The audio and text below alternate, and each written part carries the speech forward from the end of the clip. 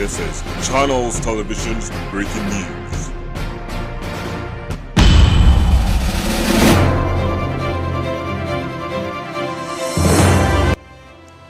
थाना सिटी चूनिया के एसएचओ मोहम्मद यासर खंगूड़ा की बड़ी कार्रवाई।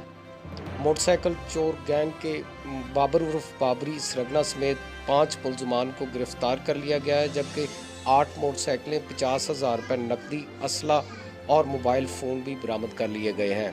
पुलिस के मुताबिक बताया गया है कि मुलजमान ने 9 मोटरसाइकिल चोरी का इंकशाफ किया है और उनके खिलाफ मुकदमा दर्ज करके कार्रवाई शुरू कर दी गई है। डीपीओ कसूर जाहिद नवाज मरवत ने थाना सिटी चूनिया पुलिस की कारकर्दगी को सराहा है। देखते रहिए वॉइस ऑफ पाकिस्तान।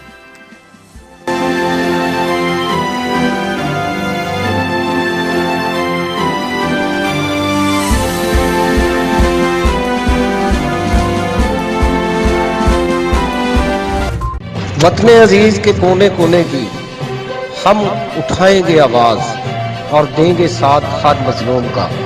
पंजाब, सिंध, सरहद और बलोचिस्तान देखेगा सारा पाकिस्तान। Voice of Pakistan.